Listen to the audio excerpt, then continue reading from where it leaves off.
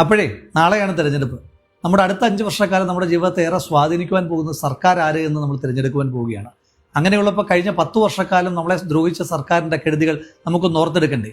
ഓർക്കുന്നില്ലേ? PSC പരീക്ഷ എഴുതി പാസ്സായതിനു ശേഷവും ഒരു ജോലിക്ക് വേണ്ടി നമ്മൾ ഭിക്ഷയാചിച്ചും കയ്യിൽ കർപ്പൂരമേന്തിയും ഒക്കെ സെക്രട്ടേറിയറ്റിലേക്ക് ചെന്നിട്ട് നമ്മളെ ചവിട്ടി പുറത്താക്കിയതിനു ശേഷം ശിവരഞ്ജിത്തിനെയും നസീമിനെയും പോലുള്ള SFIക്കാർക്ക് പിൻവാതിലൂടെ ലക്ഷക്കണക്കിന് പാർട്ടിക്കാരെ തിരികെ കയറ്റിയ സർക്കാരെ നമുക്ക് മറക്കുവാൻ കഴിയും? ഉപ്പിനും മുളകിനും തൊട്ട് അവശ്യ സാധനങ്ങൾക്കെല്ലാം വിലക്കയറ്റം സൃഷ്ടിച്ച ഒരു സർക്കാരിനെ നമുക്ക് മറക്കുവാൻ കഴിയുമോ? കേന്ദ്ര സർക്കാർ പെട്രോളിന്റെയും ഡീസലിന്റെയും പേരിൽ നടത്തുന്ന കൊള്ള കൂടാതെ ഇവിടുത്തെ സംസ്ഥാന ടാക്സിന്റെ പേരിലുള്ള എക്സ്ട്രാ കൊള്ളയും അതുകൂടാതെയുള്ള സെസ് എന്ന പേരിൽ പെൻഷൻ കൊടുക്കുവാനെന്ന വ്യാജേന നടത്തിയ അധിക കൊള്ളയും നമുക്ക് മറക്കുവാൻ കഴിയുമോ? എന്നിട്ട് പാവപ്പെട്ട പെൻഷൻ ബെനിഫിഷ്യറീസിന് പെൻഷൻ കൊടുത്തിട്ടുണ്ടോ? ഇല്ല. KSRTC ജീവനക്കാർക്ക് ശമ്പളം കൊടുത്തിട്ടുണ്ടോ? ഇല്ല. KSRTC ജീവനക്കാർക്ക് പെൻഷൻ കൊടുത്തോ? ഇല്ല. KSRTC കട്ടപ്പുറത്താക്കിയില്ലേ? ആക്കി. അരിപ്പടി കൊണ്ട് നിർമ്മിച്ച സ്കൂളുകൾ ഇടിഞ്ഞു വീഴുന്ന കാഴ്ച നമ്മൾ കണ്ടു. ആ സ്കൂളുകളെ കേരളത്തിന്റെ ലഹരി മാഫിയ കയ്യേറുന്ന കാഴ്ച നമ്മൾ കണ്ടു. അതിനെ പ്രതിരോധിക്കാൻ കഴിയാത്ത പോലീസിന്റെ നിസ്സഹായാവസ്ഥ നമ്മൾ കണ്ടു. ആ പോലീസ് റോഡിലേക്ക് ഇറങ്ങുമ്പോൾ ഹെൽമറ്റ് വെക്കാതെ പോകുന്ന ചെറുപ്പക്കാരെ ലാത്തിക്കെറിഞ്ഞ് വീഴ്ത്തുന്ന കാഴ്ചയെ നമ്മൾ കണ്ടിട്ടുണ്ട്. പോലീസ് സ്റ്റേഷനിലേക്ക് പോയ വരാപ്പുഴയിലെ ശ്രീജിത്തിനെ നെടുങ്കണ്ടത്തെ രാജ്കുമാറിനെ ഉരുട്ടിക്കൊന്ന പോലീസിനെ നമ്മൾ കണ്ടു.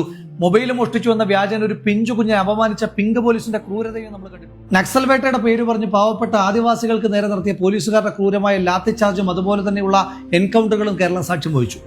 വർഗീയത പറയുന്നവരെ ഒപ്പം കൂട്ടി യാത്ര ചെയ്യുന്ന മുഖ്യമന്ത്രി തന്നെ ഒരു വർഗീയവാദിയായി മാറുന്ന കാഴ്ചയെ നമ്മൾ കണ്ടു. സ്ത്രീ സുരക്ഷയെ PR-ന് വേണ്ടിയിട്ടും രാഷ്ട്രീയ എതിരാളികളെ വേട്ടയാടുവാനും വേണ്ടി മാത്രം ഉപയോഗിക്കുകയും യഥാർത്ഥ സ്ത്രീ സുരക്ഷ നടപ്പിലാക്കാതിരിക്കുകയും ചെയ്ത സർക്കാർ. പകലന്തിയോളം പണിയെടുക്കുന്ന പാവപ്പെട്ട ആശാവർക്കർക്കും അംഗനവാടി ജീവനക്കാർക്ക് മിനിമം ശമ്പളം പോലും കൊടുക്കാതെ അവരെ സെക്രട്ടേറിയറ്റിലേക്ക് സമരത്തിന് വർഷങ്ങളോളം പറഞ്ഞുവിട്ട സർക്കാർ. ഒരുപാട് സ്വപ്നങ്ങളുമായി പഠിക്കുവാനായി ചുരം കയറി ചെന്ന സിദ്ധാർത്ഥനെ ഉരുട്ടിക്കൊന്ന SFIക്കാരന്റെ ഇടിമുറികളെ പറ്റി നമുക്ക് മറക്കുവാൻ കഴിയും. വിക്ടോറിയ കോളേജിലെ പ്രിൻസിപ്പലിന് ശവമഞ്ചം ഒരുക്കുകയും മഹാരാജാസ് കോളേജിലെ പ്രിൻസിപ്പലിന്റെ കസേര കത്തിക്കുകയും ചെയ്ത SFIക്കാരന്റെ ഗുരുതെന്ന് നമുക്ക് മറക്കുവാൻ കഴിയും. തെരഞ്ഞെടുപ്പിൽ പരാജയപ്പെടുമ്പോൾ ബാലറ്റ് വിഴുങ്ങുന്ന SFIക്കാരെ നമുക്ക് മറക്കുവാൻ കഴിയും.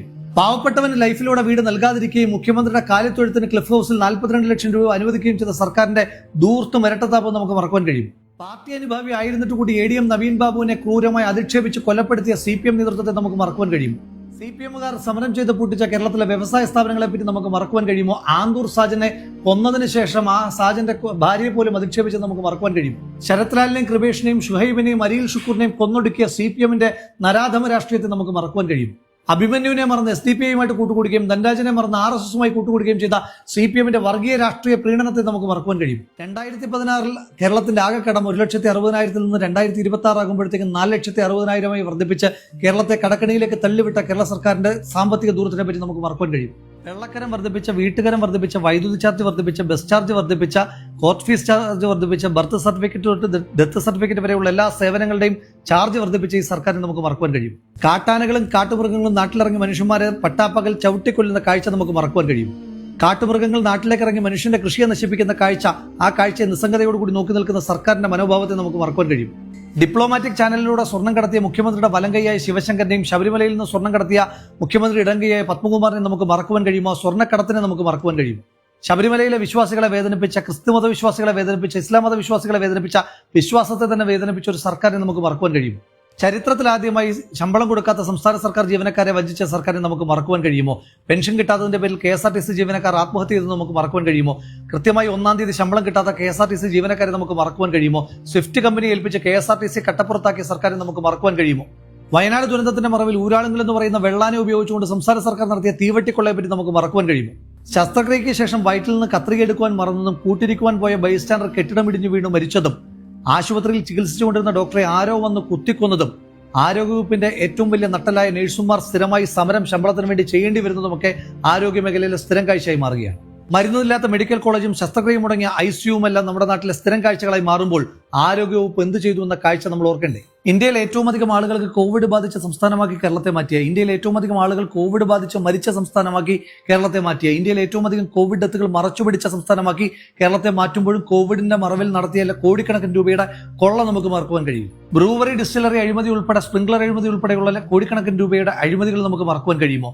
കേരളത്തിനെ ടൂറിസം മാപ്പിൽ പുതിയൊരിടം കണ്ടെത്തുമെന്ന് പറഞ്ഞിട്ട് ലോക ഭൂപടത്തിൽ നിന്ന് കേരളത്തെ ഒഴിവാക്കിച്ച ഈ സർക്കാരിന്റെ കെടുതികളെ നമുക്ക് മറക്കുവാൻ കഴിയും. ഡാം തുറന്നുവിട്ട് കേരളത്തെ പ്രളയത്തിൽ മുക്കി കൊല്ലുവാൻ ശ്രമിച്ച സർക്കാരിനെ നമുക്ക് മറക്കുവാൻ കഴിയും. കേരളത്തിലെ സ്കൂൾ കായിക താരങ്ങൾക്ക് അവശ്യ സൗകര്യങ്ങൾ ചെയ്യാത്തതു തൊട്ട് കായിക പ്രതിമികളെ ആകെ മെസ്സിയെ കൊണ്ടുവരാമെന്ന് പറഞ്ഞ് പറ്റിച്ചത് അടക്കമുള്ള സംസ്ഥാന സർക്കാരിന്റെ കായിക മേഖലയോടുള്ള അവഗണന നമുക്ക് മറക്കുവാൻ കഴിയും. വിലക്കയറ്റം നിയന്ത്രിക്കുവാൻ കഴിയാത്ത, സബ്സിഡി സാധനങ്ങൾ സപ്ലൈകോയിലേക്ക് എത്തിക്കുവാൻ കഴിയാത്ത സപ്ലൈകോ വകുപ്പിനെ നമുക്ക് മറക്കുവാൻ കഴിയും. കേരളത്തിലെ റെയിൽവേ ട്രാക്കുകളുടെ വളവൊന്ന് നിവർത്തുവാൻ പോലും സാമ്പത്തികമോ സൗകര്യമോ ഇല്ലാത്തൊരു സർക്കാർ, കേരളത്തിന് ഒരിക്കലും പാരിസ്ഥിതികമായി അനുകൂലമല്ലാത്ത, വരാൻ കഴിയാത്തൊരു കേരളിന്റെ പേരിൽ അടുക്കളയിലെ അടുപ്പിൽ വരെ പോയി മഞ്ഞക്കല്ല് സ്ഥാപിച്ചതും ആ മഞ്ഞക്കല്ലിന്റെ പേരിൽ പാവപ്പെട്ട സ്ത്രീകളെ അടക്കം റോഡിലൂടെ വലിച്ചഴിച്ചതുമായിട്ടുള്ള ക്രൂരതകൾ നമുക്ക് മറക്കുവാൻ കഴിയും. കെ ഫോണും AI ക്യാമറകളും തൊട്ടുള്ള പരിഷ്കാരങ്ങളുടെ പിന്നിൽ നടത്തിയ അഴിമതി നമുക്ക് മറക്കുവാൻ കഴിയും. ഉമ്മൻചാണ്ടി സാറിന്റെ കാലത്ത് കൊണ്ടുവന്ന കൊച്ചി മെട്രോയും വിഴിഞ്ഞം അന്താരാഷ്ട്ര ടെർമിനലും കണ്ണൂർ വിമാനത്താവളവും സ്മാർട്ട് സിറ്റിയും അടക്കമുള്ള വമ്പൻ പദ്ധതികൾ ഉദ്ഘാടനം ചെയ്തുവെന്നല്ലാതെ ഈ സർക്കാരിന്റെ കാലത്തായി ഒരൊറ്റ വലിയ പദ്ധതി പോലും കൊണ്ടുവരാൻ കഴിയാതെ കേരളത്തിന്റെ ഭാവിയെ ഇരുട്ടിലാക്കി മാറ്റിയ സർക്കാരിനെ നമുക്ക് മറക്കുവാൻ കഴിയില്ല. 10 കൊല്ലക്കാലം കൊണ്ട് ഈ നാടിനെ കുളം തോണ്ടിയ ഒരു കൊള്ളരുതാത്ത സർക്കാരിന്റെ കൊള്ളയെപ്പറ്റി പറയാൻ പോയാൽ ഇനിയും ദിവസങ്ങൾ ഒരുപാട് വേണ്ടിവരും. നമുക്ക് അത്രയും സമയമില്ല. ആ കൊള്ളരുതാത്ത സർക്കാരിനെതിരായിട്ടൊന്ന് സമരം ചെയ്ത സമരക്കാരെ തലക്കടിച്ച് കൊലപ്പെടുത്തുവാൻ ശ്രമിച്ച ഡിവൈഎഫ്ഐയുടെയും പോലീസിന്റെയും ഗുണ്ടകളോട് അത് ജീവൻ രക്ഷാ സേനയാണെന്ന് പറഞ്ഞ കേരള ചരിത്രത്തിലെ ഏറ്റവും ജനാധിപത്യ വിരുദ്ധനായ, ഏറ്റവും ക്രൂരനായ, ഏറ്റവും അധികം കള്ളങ്ങൾ പറയുന്ന, ഏറ്റവും അധികം കൊള്ളയ്ക്ക് കൂട്ടുനിന്നിട്ടുള്ള ഒരു മുഖ്യമന്ത്രിയാണ് ശ്രീ പിണറായി വിജയൻ. ആ പിണറായി വിജയനെ താഴെ ഇറക്കുവാൻ കിട്ടുന്ന സുവർണാവസരമാണ് നാളെ നമ്മുടെ ഓരോരുത്തരുടെയും കയ്യിലേക്ക് വന്നു ചേരുന്നത്. വോട്ട് ഓർമ്മയാണ്, ഓർമ്മപ്പെടുത്തലാണ്. ഓർമ്മ കഴിഞ്ഞ 10 വർഷക്കാലം ഈ സർക്കാർ നമ്മളെ എങ്ങനെയെല്ലാം ദ്രോഹിച്ചു എന്നുള്ളതായിരിക്കണം. ഓർമ്മ പെടുത്തൽ എന്ന് പറയുന്നത് വരാൻ പോകുന്ന 5 കൊല്ലക്കാലം ഈ സർക്കാർ ഉണ്ടാകുവാൻ പാടില്ല എന്നുള്ളതായിരിക്കണം. അതുകൊണ്ട് നമുക്ക് നമ്മുടെ വോട്ട് വളരെ ബോധപൂർവം ആലോചിച്ചുറപ്പിച്ച് വിവേകത്തോടു കൂടി തന്നെ ചെയ്യാം. ആ ചെയ്യുന്ന വോട്ട് UDF-നൊപ്പമാകട്ടെ. UDF നയിക്കും, കേരളം ജയിക്കും.